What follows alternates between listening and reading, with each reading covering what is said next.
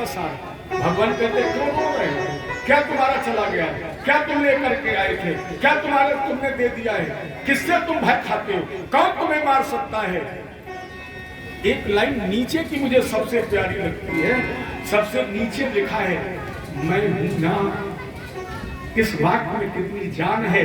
भगवान कहते मैं हूं ना, और जब तक मैं हूं तब तक तेरा कोई बाल बाका। परमात्मा ने जगत व्यवहार की जब रचना की तो दो चीजें बनाई, केवल दो चीजें। उसमें एक का नाम था चिंता और दूसरी का नाम था चिंतन। दो ही चीजें बनाई, चिंता और चिंतन। भगवान ने जनता से माने भक्तों से कहा कि तुम मेरा चिंतन करो और हम तुम्हारी चिंता करेंगे। लेकिन भक्त ने क्या किया, भगवान की निगाह चूकी तो भगवान के कुर्ता में डाल दिया चिंतन और उनके जेब से निकाला अपने में डाल दी चिंता। सोचा भगवान ने अपने लिए अच्छी खीर बनाई है तो बोले वो हम खा ले, तो चिंतन दे दिया भगवान को और चिंता ले ली खुद। अब हम तुम 24 घंटे क्या करते हो, एक ही चिंता रह गई, क्या कुछ लड़कों को ब्याह हो जाए। एक चिंता है क्या, बोले गुरु की नाती और खिलाने को मिल जाए। अभी खेल खेल के नहीं थके, अरे चिंता छोड़ दो, चिंता उसे करने दो, चिंतन तुम करो। और प्यारे जिस दिन तुम चिंतन करना प्रारंभ करोगे उसी समय तुम्हारे जीवन का कल्याण हो जाएगा। और मनुष्य के परम कल्याण का साधन भी यही है, मनुष्य के परम कल्याण का साधन चिंतन। और जब तू चिंतन करेगा तब परमात्मा कहते कि हम तुम्हारी चिंता करेंगे। और परमात्मा जिसकी चिंता करने लगेगा बताइए उसका बेड़ा पार होगा कि नहीं होगा। तो अगर चिंता करना बंद कर दो, चिंतन करना शुरू कर दो। ये पहले प्रश्न का उत्तर। दूसरा प्रश्न, हमारे यहाँ ग्रंथ बहुत है, हमारे यहाँ देवी देवता बहुत है, हमारे यहाँ मंदिर बहुत है, भगवान बहुत है। तुम्हारा भी मेरा दूसरा प्रश्न है, शास्त्रों का सार क्या है, हम किसको पूजे, किसको माने, किसको जपे, किसको छोड़े, किसे पढ़े, किसे न पढ़े। उत्तर पहला, मंदिर हमेशा जितना दूर हो सके उतना दूर बनवाइए, जितना दूर हो सके मंदिर को उतना दूर बनवाइए, क्योंकि तीर्थ जितना दूर होगा तुम्हारी उतनी ही आस्था ज्यादा होगी।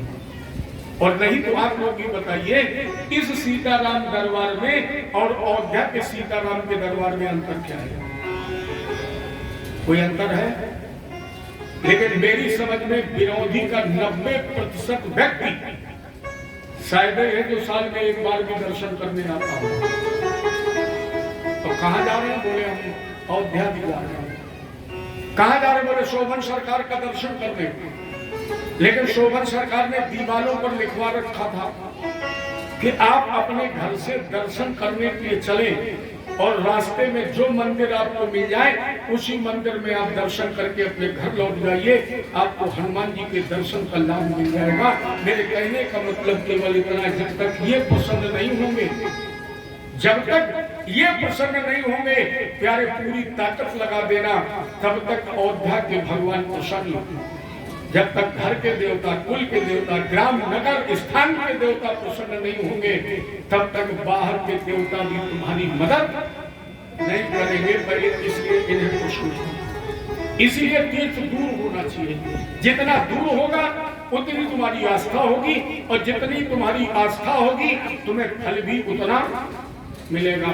दूसरी बात, एक मंदिर में बहुत देवी देवताओं को नहीं बैठाना चाहिए, ये विशेष ध्यान देने की बात है। एक मंदिर में ज्यादा देवी देवता नहीं बैठाने चाहिए।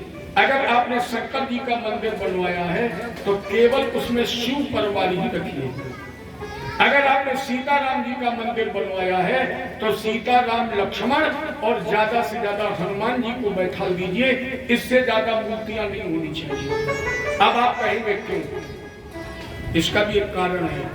अगर किसी मंदिर में 50 मूर्ति और लगवा दी जाए तो आपका मन भगवान पर जल चढ़ाने में नहीं लगेगा। क्या करेंगे आप, जब पहली मूर्ति से जल चढ़ाना प्रारंभ करेंगे तो मन कहेगा पानी थोड़ा थोड़ा बचाते रहो, हो सकता है हनुमान जी तक ना पहुंच पाए तो नाराज हो जाए। आप फूल लेकर के गए तो फूल चढ़ाने में मन नहीं लगेगा, मन लगेगा कि एक एक फूल बचाते रहो, क्योंकि हो सकता है अगर एक भी मूर्ति पुष्प न चढ़ा पाए तो वो नाराज हो जाएगी, तो तुम्हारा मन पूजा में कहाँ लगेगा, फूल और पानी बचाने में लगेगा। इसलिए मंदिर दूर हो और एक मंदिर में जितनी कम मूर्तियां हो उतना ही अच्छा है। तीसरी बात, सबको पढ़ो, सबको सुनो, सबको समझो, उसमें जो तुम्हें अच्छा लगे उसे अपना इष्ट बना लो। सबको पढ़ो। हमारा धर्म ये नहीं कहता कि तुम रामायण पढ़ते हो तो शिव पुराण मत पढ़ो, रामायण पढ़ते हो तो विष्णु पुराण मत पढ़ो, नहीं, तुम सबको पढ़ो, ज्यादा से ज्यादा पढ़ो, ज्यादा से ज्यादा सुनो, ज्यादा से ज्यादा अध्ययन करो। लेकिन अगर उसमें शंकर जी तुम्हें अच्छे लगते हैं तो शंकर जी को अपना इष्ट बना लो। देखो हम कोशिश कर रहे हैं कि हम समझाने की कोशिश करें, लेकिन मैं समझा नहीं सकता, मुझे मालूम है क्यों। उसका स्वरूप कैसा है, जैसे आपको बर्फी खिलाई जाए और आपसे पूछा जाए बर्फी खाने में कैसी लगी, क्या उत्तर दोगे, मीठी। अच्छा आप ये बताओ मीठा कैसा होता है, ये कोई बता सकता है? और यही समस्या है, वो अनुभव का विषय है, अनुभूत का विषय है। उसने जितना मुझे अनुभव दिया है, जितनी मुझे अनुभूति दी है, उसके अनुसार हम कोशिश कर रहे हैं कि हम ये कोशिश करें, ये समझाएं। बाकी वो तो वाणी से परे है, उसको वाणी से नहीं समझाया जा सकता। तो अब यह प्रश्न है कि अगर हम राम जी को इष्ट बना लें तो क्या हम शंकर जी के मंदिर में न जाएं? अगर हमारे राम जी इष्ट हैं तो क्या हम दुर्गा जी के मंदिर में न जाएं? जाइए, आप जरूर जाइए। अगर राम जी आपके इष्ट हैं, एक बार राम जी के पास भले ही मत जा पाए, लेकिन शंकर जी के मंदिर में जरूर जाएं, दुर्गा जी के मंदिर में जरूर जाएं। और क्या करें, शंकर जी के लाट में ही अपने राम जी का दर्शन करें, तभी तुम्हारी भक्ति सफल है। माने जो तुम्हारा इष्ट है उस इष्ट का दर्शन किसी दूसरी मूर्ति में भी करें। आपको याद होगा हमारे गोस्वामी जी इस समय वृंदावन में पहुंचे, कन्हैया जी से कहा बहुत सुंदर बने हो, बहुत अच्छे हो, लेकिन हम प्रणाम तभी करेंगे जब तुम्हारे हाथ में धनुष और बाण होगा।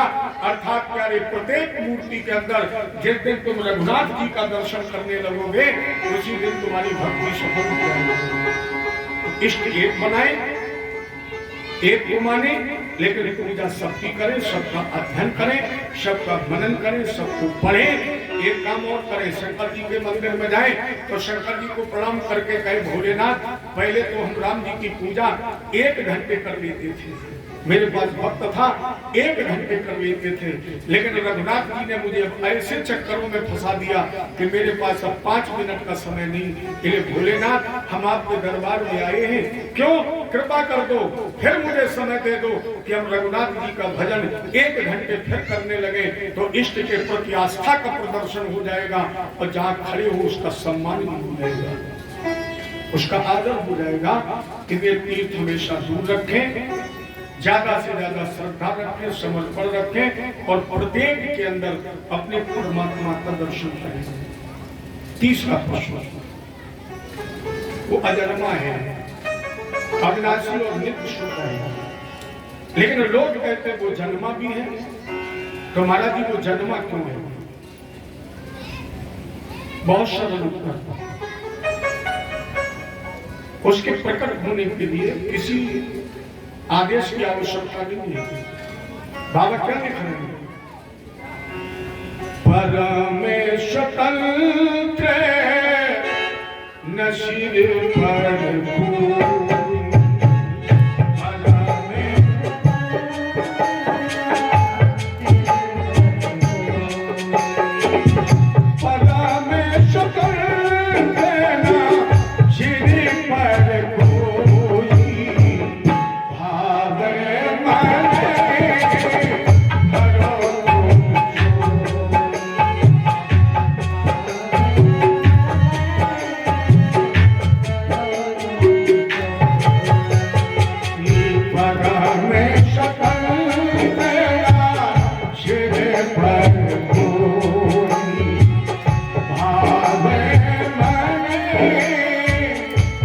वो अपने आप में परम सत्ता है। जब उस परम सत्ता को आवश्यकता महसूस होती है तो वो धर्म की रक्षा इस धरा पर आता है। कैसे? पहले तो ये समझिए, जन्म में और प्रकट में अंतर क्या है। जन्म में और प्रकट में क्या अंतर है? प्रकटता है परमात्मा और जन्म होता है हमारा और आपका। कैसे? जैसे एक व्यक्ति अपनी धुन में मस्ती में गाता जा रहा, ऐसे मस्ती में था जैसे आजकल लोग मोबाइल की लीड लगा लेते कान में, फिर चाहे ऊपर से ट्रेन निकल जाए। देखा होगा बहुत लोगों के समाचारों में आते कि मोबाइल में लीड लगाई तो कट गए ट्रेन से, बस चढ़ गई ऊपर, सुनाई नहीं पड़ा, इतनी मस्ती में। तो एक व्यक्ति मतवाला अपनी मस्ती में गाता हुआ जा रहा था, इतनी मस्ती में था कि रास्ते में कब कुआं आ गया और उसे पता नहीं चला। कुएं में गिर गया, और जब कुएं में गिरा तो वो बड़ी जोर से चिल्लाया, मुझे बचाओ। ये जो गिरा है यही जन्म है, और वो चिल्ला रहा है, मुझे बचाओ। एक व्यक्ति के कान में आवाज पड़ी तो उस कुएं में गिरे हुए व्यक्ति को बचाने के लिए कुएं में उतर गया। ये उतरना ही प्रकट होना है। लेकिन तब तक बहुत लोग इकट्ठे हो गए और उन्होंने जब कुएं में झांक करके देखा तो क्या बोले, एक नहीं इसमें दो गिरे। अच्छा बताओ, दो गिरे हैं कि एक गिरा है? गिरा है एक, उतना है एक, लेकिन देखने वाले कह रहे हैं दो गिरे हैं। तो जो गिरा है वो जन्म है, और जो गिरने वाले को बचाने के लिए उतरा है यही प्रकट है। तो भगवान बचाने के लिए उतरते हैं। कोई धर्म विशेष का व्यक्ति बैठा हो तो मेरे शब्दों पर चर्चा में ध्यान न दे, मैं अपनी बात सिद्ध करना चाहता हूं। एक बार अकबर ने बीरबल से पूछा, बीरबल तेरा भगवान कितना गरीब है, बिल्कुल भिखारी है। बीरबल ने कहा क्यों? अकबर ने कहा जब किसी व्यक्ति पर आपत्ति आती है तो वो खुद दौड़ा आता है। अरे हमें देखो, हम तुम्हारे भगवान से तो हम ज्यादा अमीर हैं। अगर किसी व्यक्ति पर आक्रमण होता है, कोई त्रसित होता है, तो हमारी सेना जाती, हमारी फौज जाती, हमारी व्यवस्था जाती। तुम्हारा भगवान कितना गरीब है, एक होमगार्ड का सिपाही नहीं। भक्त ने पुकार की, भगवान दौड़े चले आए। अरे होमगार्ड के सिपाही को भेज देते, न भेजते डीआईजी आईजी को भेज देते, इसके मतलब फौज वौज कुछ नहीं है। बीरबल ने कहा जहां बना मेरे ठाकुर के पास सब कुछ है, लेकिन वो अपने भक्त से इतना प्यार करते हैं, इतना चाहते हैं कि जब भक्त पर संकट आता है तो अपनी फौज नहीं भेजते हैं, वो स्वयं दौड़े चले जाते हैं। अकबर ने कहा ये झूठ है। बीरबल ने कहा जहां बना हम सिद्ध कर देंगे। और बीरबल ने एक मूर्तिकार को बुलाया, अकबर के सबसे प्रिय पुत्र का एक मोम का पुतला बनवा लिया। बीरबल ने मोम का पुतला बनवाकर अपने रथ की डिग्गी में बंद कर दिया। अकबर को पता नहीं था। उसी रथ पर एक दिन बीरबल अकबर बैठे और यमुना जी के किनारे किनारे जा रहे थे। जहां यमुना जी सबसे ज्यादा गहरी थी, बीरबल ने वहीं रथ रुकवा दिया, उतरे, पीछे से डिग्गी खोली और बादशाह तुमने बहुत बड़े सीधे प्रश्न करके मुझे परेशान कर रखा है। मैंने आज तक कभी कुछ कहा नहीं, लेकिन आज मैंने तुम्हारे बेटे का अपहरण कर लिया है और तुम्हारे देखते देखते अभी तुम्हारे बच्चे को हम जमुना जी में डुबा देंगे। बीरबल उस पतले को लेकर जमुना जी की तरफ भागे। अकबर ने कहा बीरबल बीरबल रुको रुको, हम तुम्हारी हर बात मान लेंगे, लेकिन रुक जाओ। बीरबल नहीं रुके और पुतला उठा करके जमुना जी में फेंक दिया। जैसे जमुना जी में फेंका, अकबर भाग खड़े हुए जमुना जी की तरफ कूदने के लिए। बीरबल बड़ी जोर से हंसे, बोले दिल्ली का जहां बना इतना गरीब हो गया है तू अपने बच्चे को बचाने के लिए सिपाही नहीं भेज रहा है। अकबर का पागल हो, वो मेरा बेटा है। जितनी देर में सिपाही बुलाएंगे उतनी देर में तो मेरा बेटा मर जाएगा। वीरबल्ले का जिस तरह तू अपने बेटे के लिए छटपटा रहा है, मेरा गोविंद भी अपने भक्त के लिए उसी तरह छटपटाता है। जब वो डूबने लगता है संसार सागर में तो किसी सिपाही को नहीं बुलाता है, वो स्वयं क्षीर सागर छोड़कर इस धराधाम पर आ ही जाता है। इतना वो चाहता है। आपने सुना होगा, नहीं लोग एक गीत गाते हैं, भगत के बस में है भगवान, भक्त बिना ये कुछ भी नहीं है, भक्त बिना ये कुछ भी नहीं है, भक्त है इनकी शान, भगत के बस में है भगवान, भगत के बस में। जरा गाइए एक बार, गोविंद मेरो है, गोपाल मेरो है, गोविंद मेरो है, गोपाल मेरो है, गोविंद मेरो है। सब लोग आगे, जिसका जिसका गोविंद है वो गाए, जिसका भी गोविंद वो गाए और कहे गोविंद मेरो है,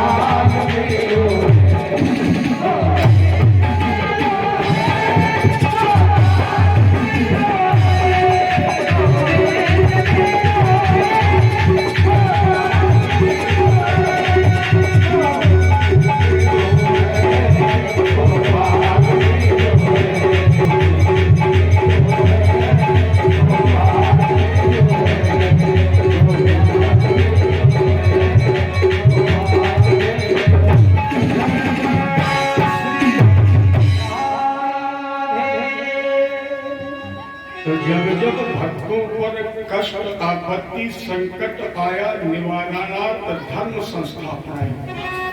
भगवान धर्म की स्थापना के लिए इस धराधाम पर आए। कितने अवतार में आए? भागवत के मतानुसार भगवान के 22 अवतारों की गणना इसमें है। 2 अवतार और माने जाते हैं, हंस और हयग्रीव। इनको मिलाकर भगवान के कुल अवतार हुए हैं 24। भगवान का प्रथम अवतार सनक सनंदन सनातन सनत कुमार। इसके बाद ब्रह्मा जी की नासिका छिद्र से वराह के रूप में भगवान का प्राकट हुआ, इसलिए इस कल्प का नाम वराह कल्प ही पड़ा। नरसिंह, अजित, वामन, परशुराम, राम, कृष्ण, कच्छप। हालांकि अब तो मानव ने भगवान को भी बिरादरी में बांट दिया है।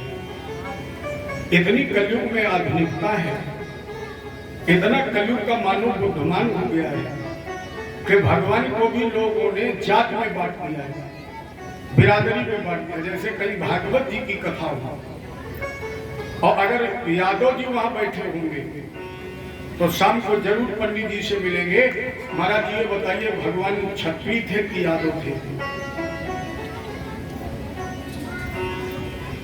दावा कर दिया महाराज जी कृष्ण जी यादव थे।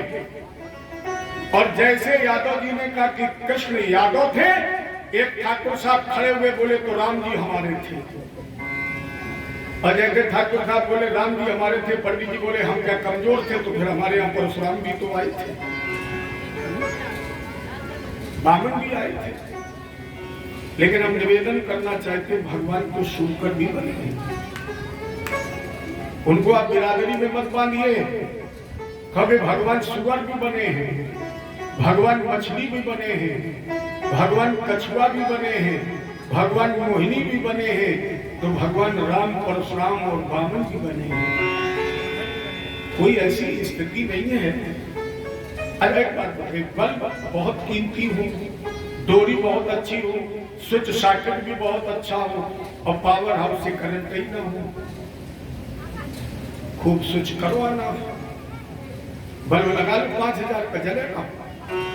और बल्ब अगर 10 रुपए का भी है, डोरी 20 जगह से भी कटी और जुड़ी है और करंट आ जाए तो निश्चित बल्ब जलेगा। तो करंट पावर हाउस वही है, सबके अंदर बराबर बराबर है। न वो क्षत्रिय है, न वो ब्राह्मण है, न वो पशु है, न वो शूद्र है, न वो नर है और न नारी है, सर्वत्र वो विद्यमान है।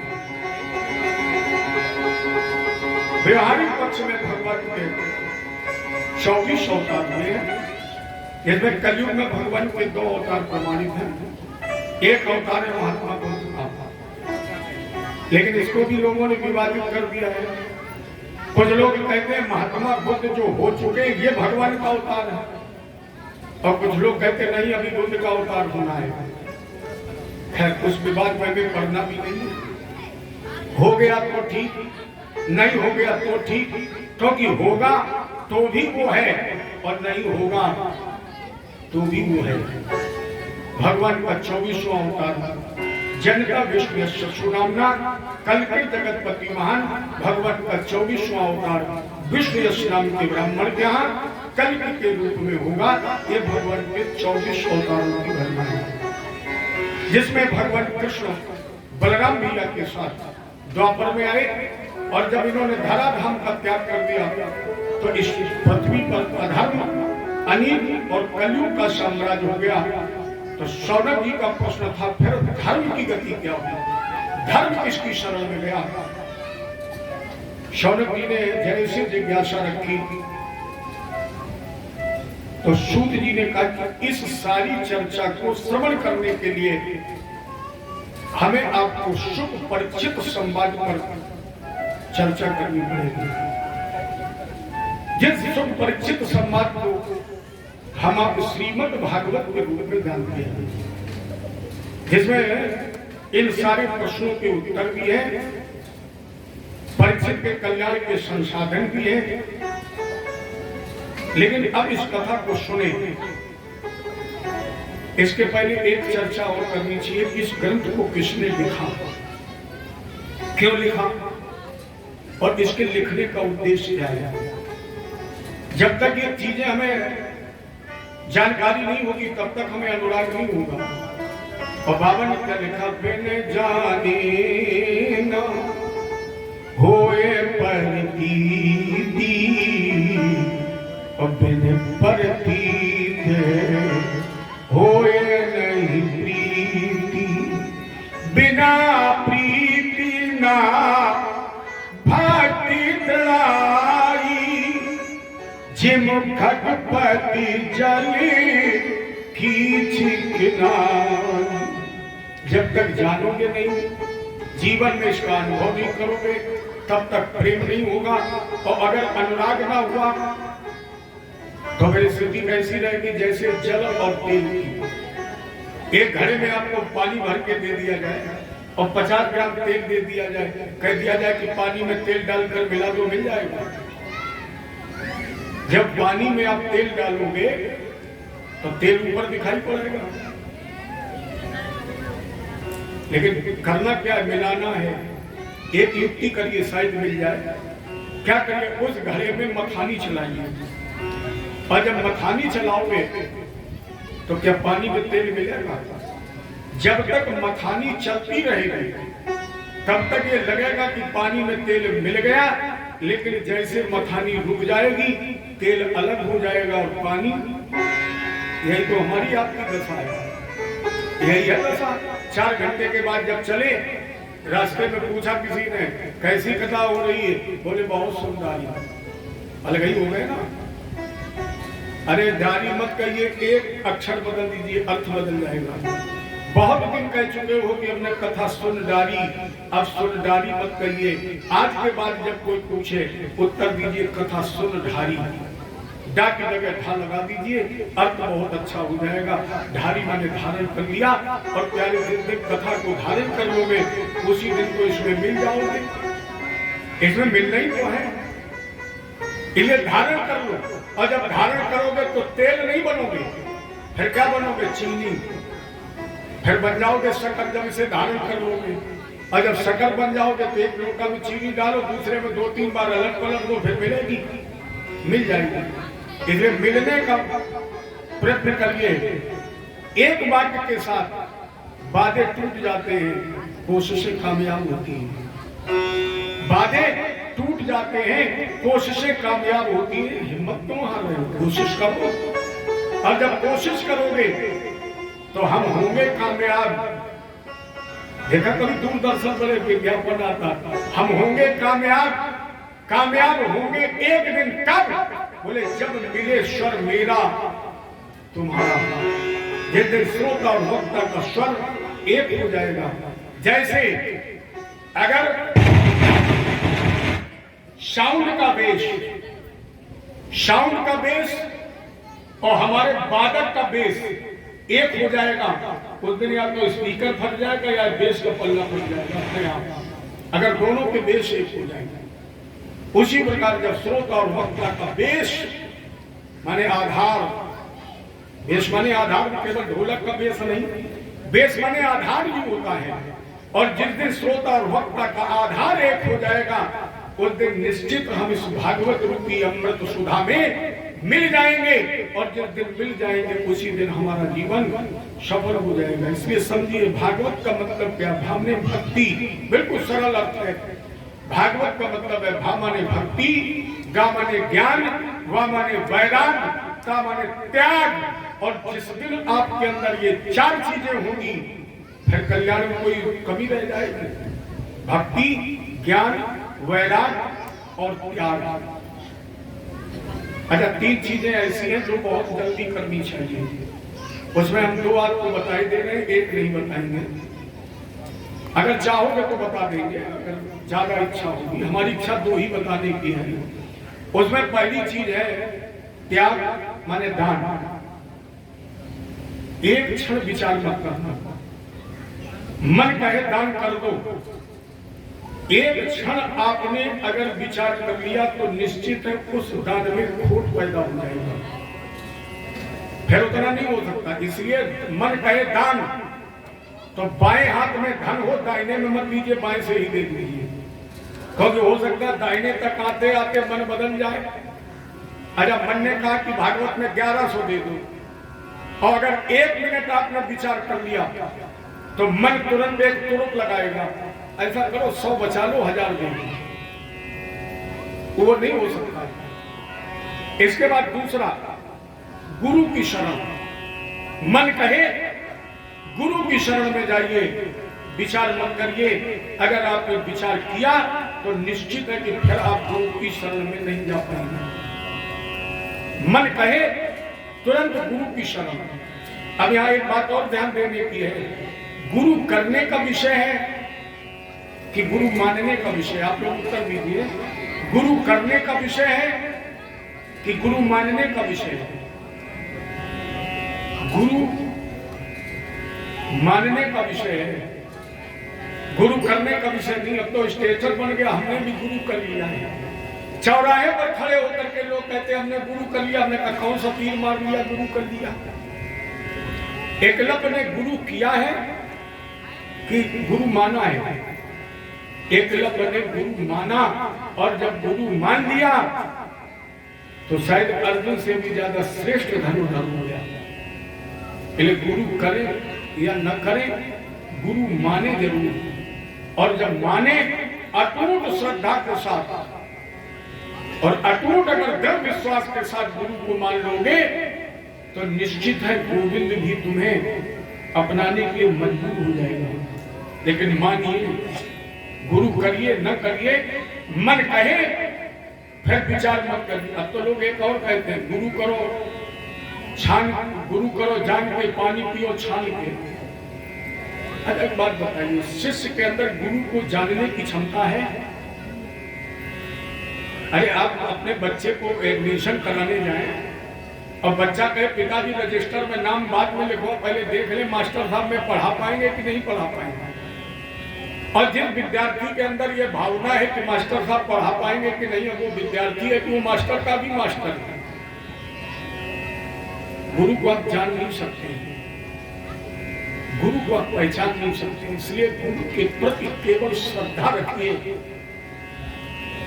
अब आप सोचेंगे पंडित जी हमने गुरु को कर लिया, मैंने देखा बहुत अच्छा बोलते थे, बहुत अच्छी कथा कहते थे, बहुत अच्छी व्यवस्था थी, बहुत अच्छा आश्रम था, मैंने गुरु कर लिया। लेकिन बाद में हमें पता लगा कि गुरु जी हमारे साथ धोखा करते हैं। अब तो गुरुओं की बाजार भी लगती है ना, गुरुआ खड़े बाजार में हमसे दीक्षा लो और बेटा स्वर्ग जाओ चाहे नरक में, हमें कुर्ता धोती। अब हम क्या करेंगे, ये भी समझने का विषय है। मैं व्यासपीठ से निवेदन कर रहा हूं आपसे कि अगर ऐसा भी गुरु आपको मिल गया है तो आप उसकी निंदा मत करें, उसका अपमान मत करें, परिहास मत करें। अगर कहीं निंदा हो रही है तो कान से सुने भी नहीं, उठ करके चुपचाप चले आए, क्योंकि हर गुर निंदक दादू हुई। फिर कहोगे क्या करूं, फिर क्या करूं? अगर आपको लगता है कि आपका गुरु धोखा कर रहा है तो ऐसे गुरु की न तो निंदा करें और न सुने। ऐसे गुरु से उचित दूरी बना लें। देखो गुरु के अंदर ताकत नहीं है, ताकत तो मंत्र के अंदर है। गुरु ने जो मंत्र दिया है उस मंत्र पर श्रद्धा रखें और मंत्र देने वाले उस गुरु से उचित दूरी बना लें, निंदा न करें, दूर रहें। जब कभी कहीं मिल जाए तो एक आदर्श शिष्य की तरह अपने गुरु का सम्मान करें और सेवा करें। सोचे क्या, शायद मेरे गुरु जी के अंदर वामन भगवान का स्वरूप है। क्यों? बोले वामन ने बलि के साथ धोखा किया तो बलि क्या भगवान को पहरा बनना, पहरेदार बनना पड़ा। अगर मेरे गुरु मेरे साथ विश्वासघात करेंगे ये निश्चित है कि मेरे यहाँ भी गोविंद पहरेदार बनकर के आ जाएगा। लेकिन निंदा मत करें। अगर आपको ऐसा लग रहा है कि मेरा गुरु चोरी कर रहा है तो भी आप उसकी निंदा न करें, बल्कि सोचें कि गोविंद ने गोपियों के यहाँ चोरी की, गोपियों का कल्याण हो गया। अगर मेरा गुरु मेरे साथ चोरी करेगा तो मेरा भी कल्याण हो जाएगा। लेकिन उचित दूरी, निंदा न करें, उनकी शरण में रहें। तो पहली चीज त्याग और दूसरा गुरु की शरण, इसमें विचार नहीं करना चाहिए। तीसरी एक चीज और है जो हम आपको नहीं बताएंगे।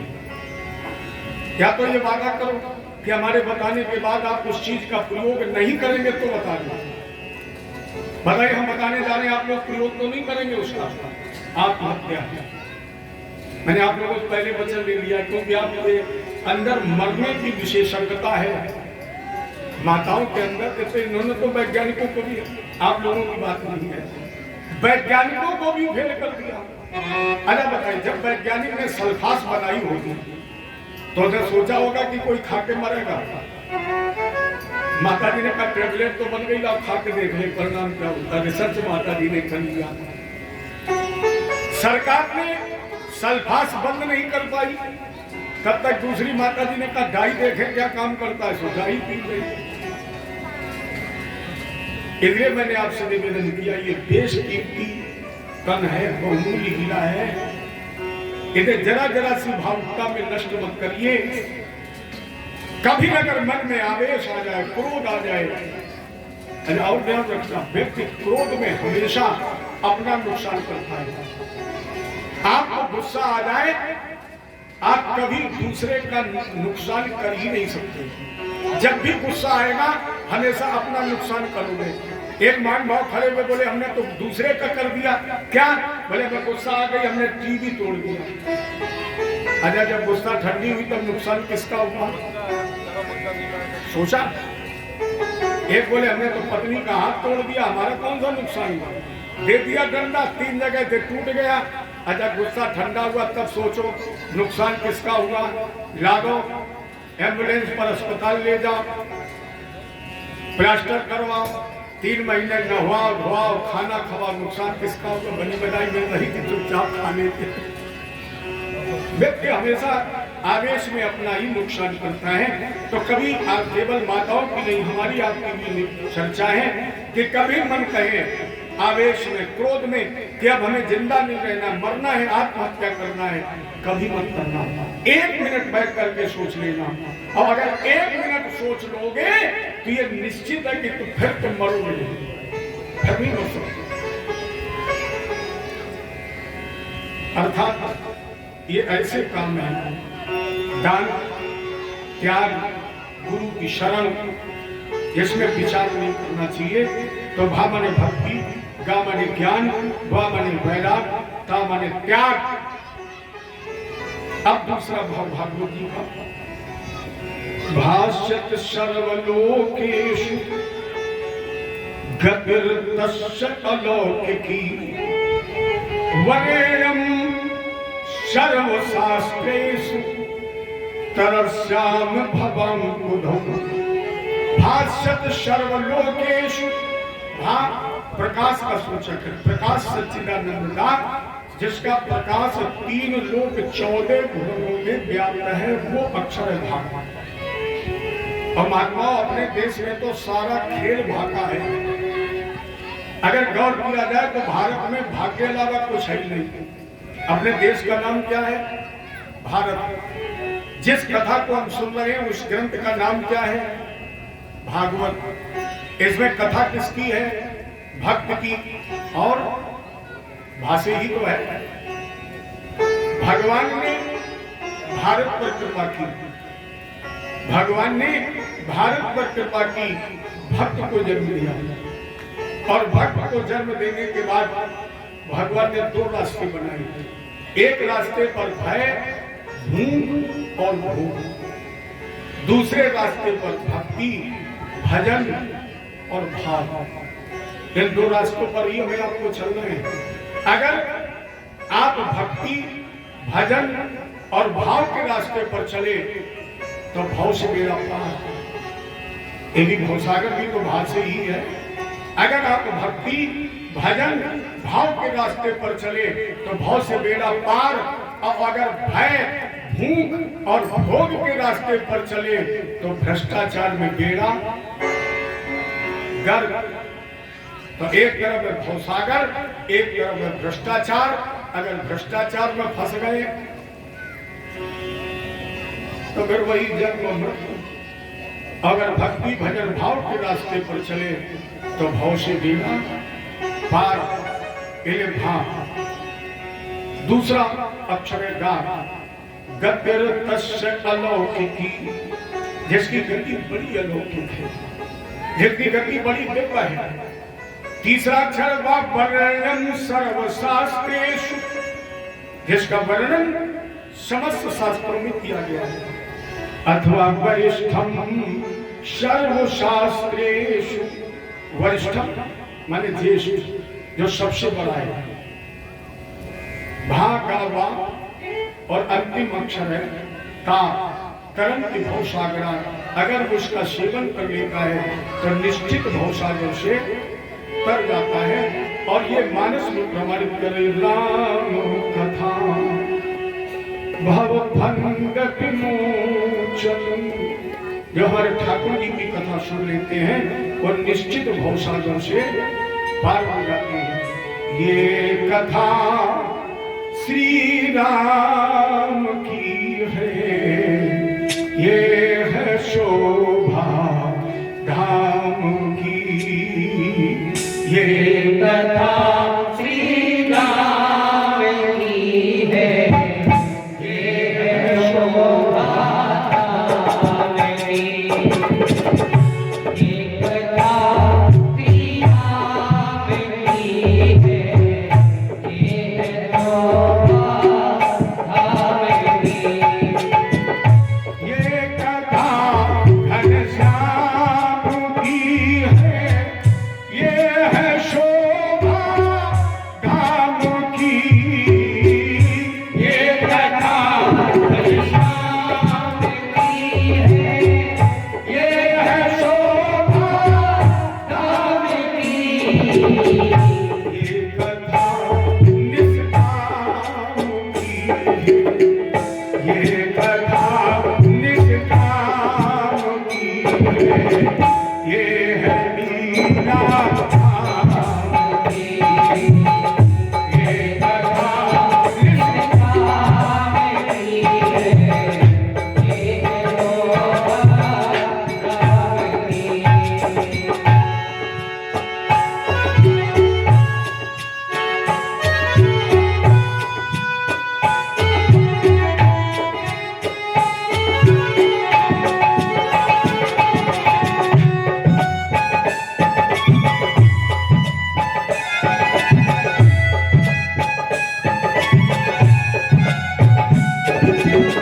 ना हमारी ना तुम्हारी, ये कथा सब ही की है।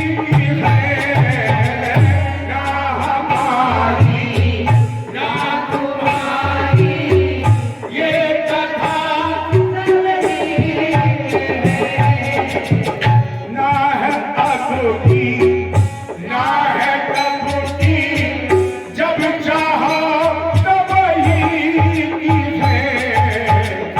ये कथा घनश्याम की है, ये है शोभा धाम की, ये कथा घनश्याम की है,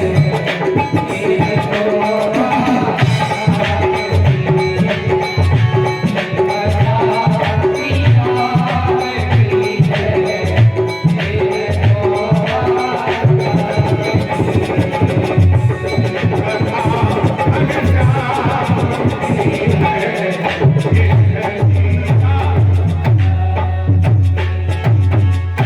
ना है मेरी, ये कथा हमारी नहीं है। ना हमारी ना तुम्हारी, ये कथा सबकी है। अच्छा हमारी होती तो कोई सुनता, 2-4-5 मिनट सुन लेता। जितने हमारे व्यवहारिक मित्र मिलने वाले थे वो कहते महाराज जी कानपुर से आए हो, अगर किराया विराया ना हो तो हम व्यवस्था कर दें, और थोड़ा काम में भरथना जाना है, कर ले काम। अच्छा ये कथा तुम्हारी होती तो कोई 5 मिनट भी नहीं सुनता, कहता तुम तो रोज ही सुनाते हो, कहाँ तक तुम्हारी सुने। ये कथा उसकी है जिसने हमें आपको जन्म दिया है। और कब की है? ना है अब की ना है तब की, जब चाहो तब ही। न ये संडे की है न मंडे की है, न सुबह की है, न शाम, न दोपहर की है। प्यारे जब मन कहे तब की है। अगर रात में मन कहे, रात में भगवान की कथा सुनिए, पर रात में तो सुनने में बड़ा अच्छा है। मैंने तो अनुभव किया है, जिनको नींद की टेबलेट लेकर नींद ना आती, माने नींद ना आने की बीमारी तो छोड़ो, जो नींद की टेबलेट लेकर सोते हैं और नहीं नींद आती है, वो प्यारे केवल हमारी बात मान ले, कल से रामायण पढ़ना शुरू कर दो। केवल रामायण पढ़ना शुरू कर दो और 5 मिनट लगेंगे, 5 दोहा नहीं आप पढ़ पाओगे, अपने आप नींद। इसीलिए तुम्हारे बाबा सीधा सा रात में 2 घंटे बोलते हो, फिर दिन रात अच्छा जग रहे हैं। जय जय श्री ना है अब की ना है तब की, जब चाहो तब ही है। ये कथा घनश्याम की है, ये है शोभा धाम की। ये राम कथा भवन विमोचन है। इस कथा को जो सुनता है उसके सारे बंधन कट जाते हैं। और ये भागवत में भी प्रमाणित है, सप्ताह श्रवणे चैतक सर्वथा मुक्ति। सप्ताह श्रवणे, अगर 7 दिन इस कथा को सुनो। अब देखो भागवत जी में 7 का विशेष महत्व है। राजा परीक्षित को श्राप कितने दिन का लगा? 7 दिन का। हमारा आपका जीवन कितने दिन का है? 7 दिन का। ये कथा कितने दिन हुई? कितने दिन होगी? 7 दिन। क्यों? 7 लोक पार करना है। और जब 7 दिन कथा सुनोगे तो 7 लोक ऊपर, भूलोक, भालोक, स्वालोक, जनलोक, तपलोक, मैलोक, सत्यलोक, 7 दिन कथा सुनोगे तो 7 लोक पार करके मेरे गोविंद की सेवा में पहुंच जाओगे। इसलिए 7 दिन ये कथा होगी। 7 दिवस के बीच में, अच्छा भगवान कृष्ण ने जब गोवर्धन उठाया तो उम्र कितनी थी? 7 वर्ष की। कितने दिन के लिए उठाया? 7 दिन के लिए। और गोवर्धन की नाव कितनी थी? 7 कोस की। 7 दिवस के बीच में कुछ लोग कहते हैं ये दिन खराब हुआ, दिन खराब किया। सारे दिन भगवान के बनाए हुए हैं, एक भी दिन खराब नहीं। वो दिन खराब है, वो जीवन की घड़ियां खराब है, वो जीवन की स्वास्थ्य खराब है। कौन? जो भगवान से जुड़ रहे हैं। सबसे सफलतम जीवन क्या है? सबसे अच्छी जीवन की घड़ी कौन है? जो भगवान से जुड़ी हुई है, जो भगवान से जुड़ा है। इससे बढ़िया जीवन क्या हो सकता है? अच्छा बताओ कौन सा दिन खराब है? जब अपने सनातन धर्म में हम दिनों की गिनती करते हैं तो हमारे धर्म में सबसे पहला दिन कौन है?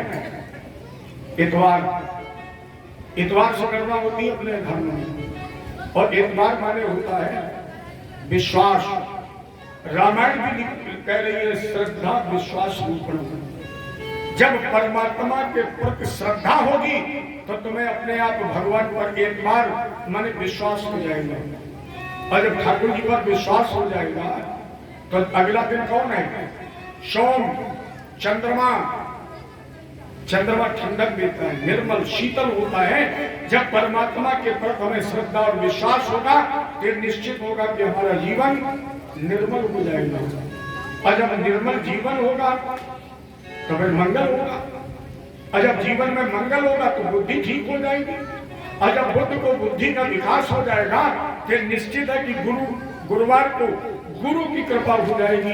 और प्यारे जब गुरु की कृपा हो जाए तो मेरे गोविंद का शुक्रिया अदा कर देना। तो हम दावा करते सरिश्ता तुम्हारा कोई बिगाड़ी नहीं पाएगा, बिगाड़ पाएगा। शनि के सामने दिया लिए खड़े हो और हनुमान जी को हाथ जोड़ने में भी डरते हो। प्यारे एक बार हनुमान जी के सामने दीपक जला दो, एक बार हनुमान जी के सामने लाइन में लग जाओ। कभी शनि मनी के लाइन में नहीं लगना पड़ेगा। अनंत बलवंत हनुमंत महाराज की शरण में जाकर के तो देखिए, शनि अगर डरता तो केवल हनुमान जी को डरता है। लेकिन लोग क्या करते हैं? शनि के सामने लाइन लगा खड़े। अरे हमारे हनुमान जी के सामने तो लाइन लगा के नहीं। तो 27 समय चैत्र सर्वथा मुक्तिदायकम, जो 7 दिन इस कथा को सुनता है और निश्चित भवसागर से पार हो जाता है। जैसे वेद व्यास जी ने नारद की प्रेरणा से द्वापर के तृतीय चरण में शम्याप्राश नाम के आश्रम पर लिखा और इस ग्रंथ का लेखन महाभारत के बाद हुआ। देखो, महाभारत अमर क्रांति की कथा है और प्यारे, जब जब क्रांति होती है तो संदेश शांति का ही निकलता है। तो महाभारत क्रांति और उससे जो संदेश निकला वो महाभागवत की अमर कथा शांति का प्रतीक। इसका पहला श्लोक वेद व्यास जी ने लिखा, यदा ममे कौरो संजयानाम अवीरो स्वधो वीर गतम गतेश। जिस समय महाभारत का युद्ध हुआ, वैसे सारे विश्व में भारत महान है, सारे जहां से अच्छा हिंदुस्तान हमारा, हम बुलबुले हैं इसके, ये गुलशन का हमारा, सारे जहां से अच्छा भामाने भक्ति रत्न माने प्रेम। लेकिन इस भारत में एक बुराई है, जिस बुराई के कारण हमें अपना सर झुकाना पड़ता है, और वो बुराई है भाई के साथ भाई का दगा, भाई के साथ भाई का धोखा। अगर भाई ने भाई के साथ धोखा न किया होता तो क्या महाभारत का युद्ध होता? कन्नौज में अगर जयचंद्र पैदा न हुआ होता तो क्या पृथ्वीराज चौहान मारा गया होता? और अगर चौहान मारा न गया होता तो ये देश कभी तुर्क, मुगल और अंग्रेजों के द्वारा दास्ता की बेड़ियों में जकड़ा न गया होता। आज भी आप रोज न्यूज देखते हैं, समाचार पत्रों में पढ़ते हैं, जहां भी अधर्म बढ़ रहा है, आतंकवाद बढ़ रहा है, वह भाई के साथ भाई गद्दारी ही तो कर रहा है। एक भाई चंद सिक्कों के लिए अपने देश की खुफिया तंत्र की व्यवस्थाओं को नीलाम कर देखा है। यही भारत की एक कमी है। प्यारे, सुधारो भी समय है, समय रहते चेतो साथियों, न किंचित देर हो जाए। अभी समय है, अपने को सुधार लीजिए। और अगर एक ना हुए, अगर आपके अंदर देशभक्ति जागृत ना हुई और इसी तरह आपस में लड़ते रहे तो ईश्वर न करे, ये भारत फिर गुलाम हो जाएगा। अपने को पहचानिए। लोग चिल्लाते हैं, नारा चिल्लाने से, नारा लगाने से कुछ नहीं होता है। लोग कहते हैं हिंदू धर्म खतरे में है, ये चिल्लाते हो। कभी सोचा है हिंदू धर्म को खतरा, मुझे कहने में कोई भय नहीं, हिंदू धर्म को खतरा न मुसलमानों से है, न ईसाइयों से है, न जैनियों से है। हिंदू धर्म को खतरा केवल हिंदुओं से है।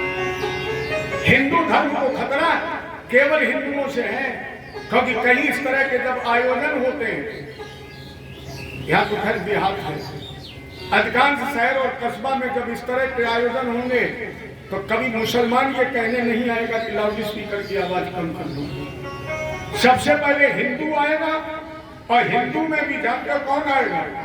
सबसे पहले पंडित आएगा।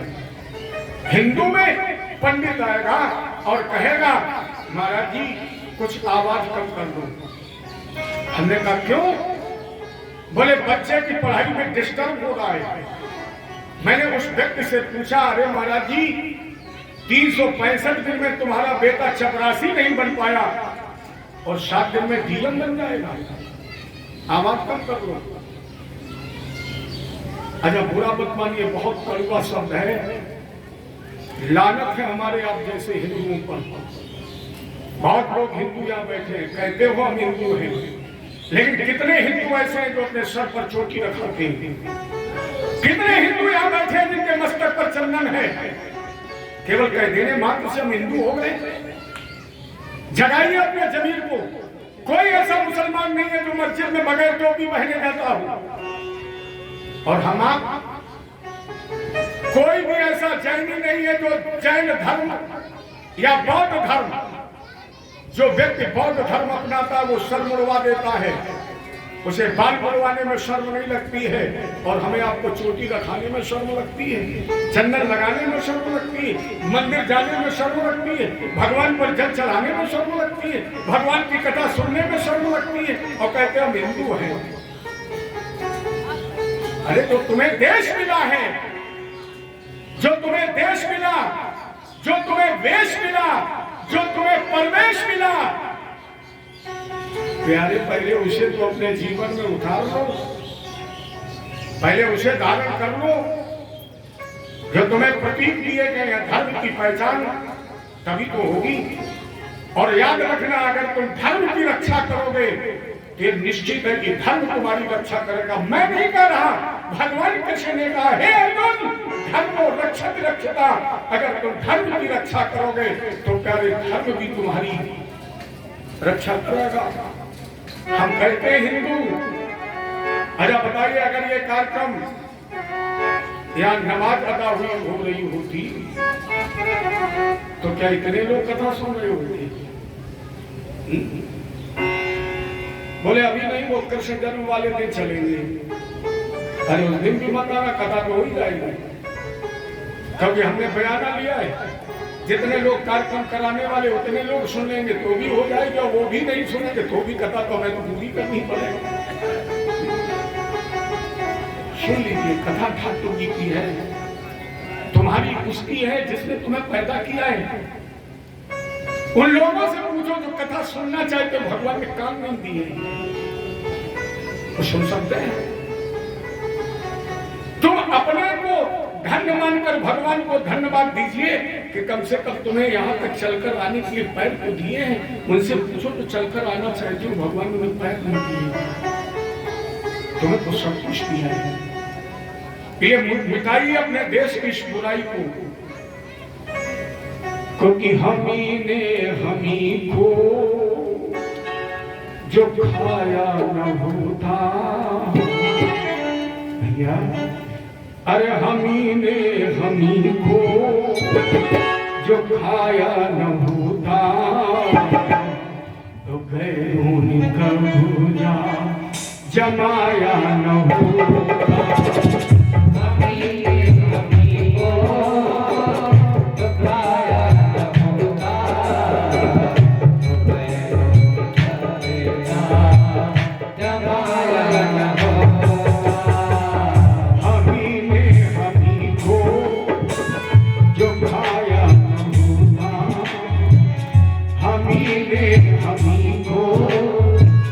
जो खाया न होता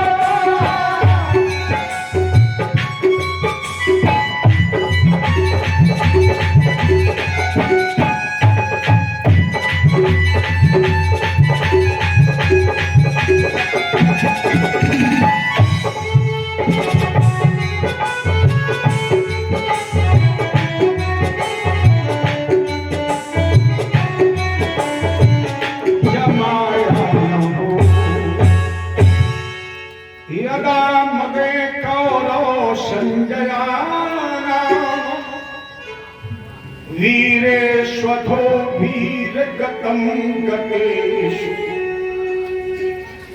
ब्रको गदा विद्ध गदापि मरुषै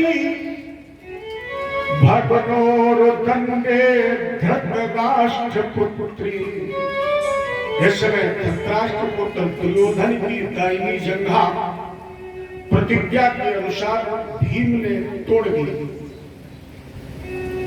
तो महाभारत के युद्ध का विश्राम हो गया। लेकिन दुर्योधन का मित्र था अश्वत्थामा। अपनी सनातन परंपरा में 7 चिरंजीवी है जिसमें अश्वत्थामा जी का भी नाम है। अश्वत्थामा बलव्यासो हनुमानश्च विभीषण कृप परशुरामश्च सप्तते चिरजीवन। 7 चिरंजीवी। 8वें में नाम मार्कंडेय जी का है, 9वें में नाम लोमस ऋषि का है, लेकिन प्रामाणिकता पर 7 ही चिरंजीवी। इसमें अश्वत्थामा एक प्रतिज्ञा कर ली कि हम अपने मित्र दुर्योधन की दाहिनी जंघा के टूटने का बदला 5 पांडवों का सर काट कर देंगे। लेकिन अश्वत्थामा भूल गया जिसके जीवन रूपी रथ की बागडोर गोविंद के हाथ में उसे कोई मार सकता है। उसे मारने वाला जब मैंने जग में नहीं निहारा, जगत में जिसका जगत पिता, मैं कहता डंके की चोट पर सुनियो कान लगाए लाला, हरि है 1000। और जब 1000 हाथ वाला बचाता तो 2 हाथ वाला तुम्हारा कोई बिगाड़ सकता है। जाको राखे साया मार सके ना कोई, बाल न बाका कर सके चाहे सब जग बैरी। भगवान कृष्ण ने अर्जुन का केवल रथ हाँका कि जीवन रूपी रथ को हाँका है। केवल भगवान ने अर्जुन के रथ को नहीं हाँका, जीवन रूपी रथ को हाँका है। क्योंकि अगर जीवन रूपी रथ को ना हाँका होता तो ये रथ तो मैं घोड़ों के भीष्म के बाणों से पहले दिन ही जल गया होता। पहले दिन ही जल गया। अब विचार करिए, जिसके जीवन रूपी रथ को स्वयं भगवान हाँक रहे थे। अर्जुन का एक रिश्ता तो भगवान से है नहीं।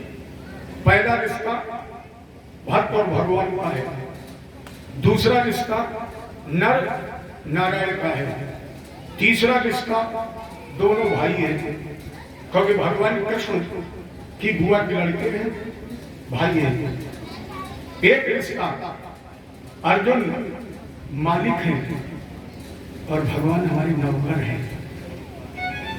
इसके भगवान अच्छा बात, भागने वाला नौकरी तो होता है, बैठने वाला मालिक। कहीं कहीं तो विद्वान लोग कहते हैं कि जब भीषण रण होता था तो अर्जुन पैर के अंगूठे से इशारा करते थे, भगवान की पीठ पर इशारा करते थे। इतने अंगूठे लगाए थे अर्जुन ने भगवान की पीठ पर कि भगवान की पीठ पर ठिकारे पड़ गई थी, ठिकार पड़ गई थी। इतने कोमल ना, तो जिसके अंगूठे के इशारे पर भगवान रथ हाँकते हो उसे कोई मार सकता है।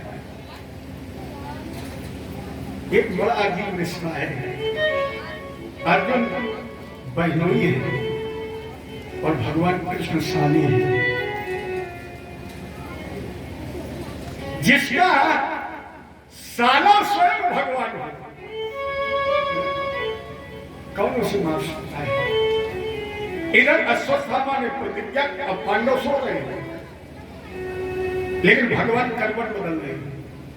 अश्वत्थामा ने प्रतिज्ञा कर ली कि आज शिविर में सोते हुए पांडवों के हम सर काट देंगे। भगवान कृष्ण करवट बदल रहे, पांडव सो रहे। अचानक अर्जुन की आंख खुली, कन्हैया नींद नहीं आ रही है। भगवान बोले पता नहीं अर्जुन, आज मन में बड़ा उद्विग्नता है, बड़ी उलझन हो रही, बड़ी बेचैनी हो रही है। अर्जुन बोले तो? कन्हैया बोले चलो थोड़ा टहल लिया जाए। और जैसे कहा चलो टहलते हैं, युधिष्ठिर भी जाग गए, बोले कन्हैया हम भी चले। कन्हैया बोले अब तुम अकेले नहीं, फिर सभी लोग चलो। भगवान कृष्ण ने पांडवों को साथ लिया, शिविर के बाहर निकल गए, द्रौपदी के 5 पुत्रों को उसी में लेकर ले गया, स्वयं चले गए। अश्वत्थामा, ये 5 पुत्र अपने अपने पिता के समकक्ष थे।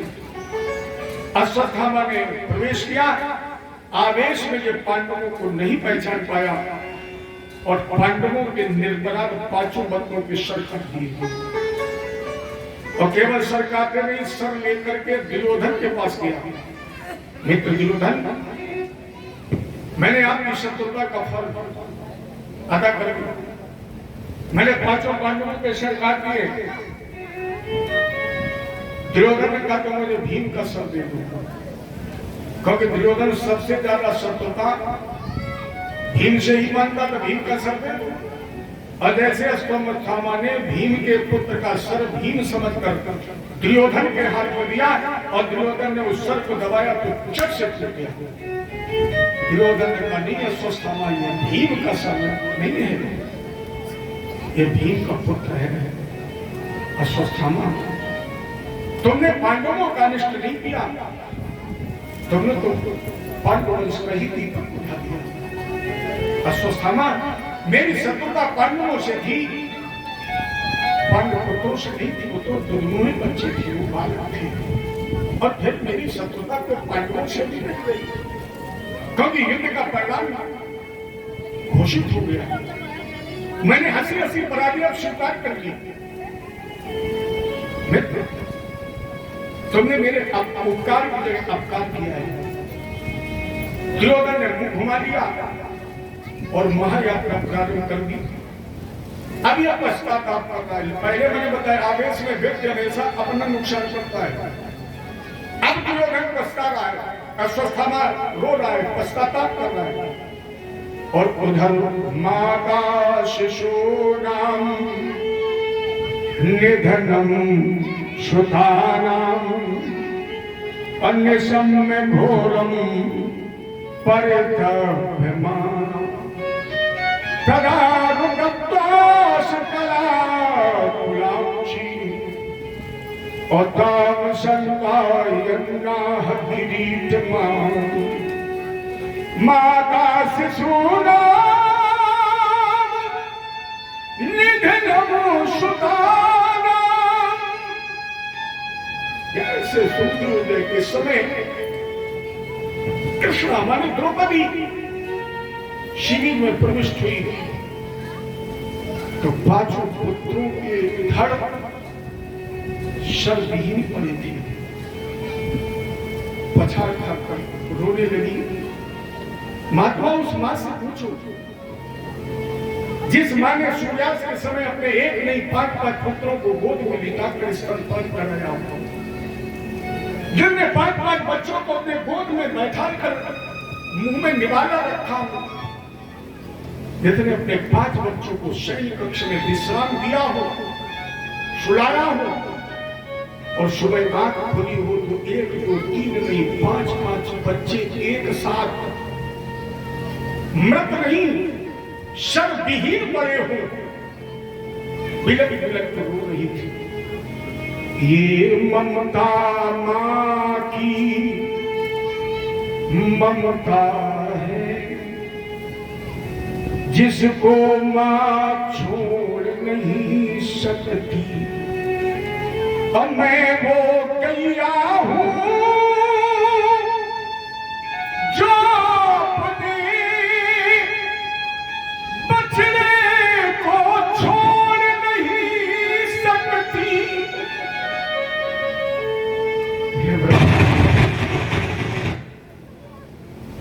अगर तुम्हें ये पुत्र लेना ही था तो फिर तुमने द्रौपदी के हृदय में मामत्व स्नेह जगाया क्यों? फिर इस गोद में वात्सल्यता का कलश तूने भरा भी क्यों? इसलिए हे ब्रह्मा, एक बात याद रखना, माता के पहले लाल मरे, ये नियम न मैं चलने दूंगी। और बूढ़ों के पहले बच्चों की किस तरह चिता जलनी कैसे विधाता मां के होते हुए उसके बच्चे की चिता जले, यह संभव है। फूट फूट कर रो रही थी और कह रही थी कन्हैया कृपा करो मेरे प्राणेश मनमोहन, कहाँ छुपे मेरे प्राणेश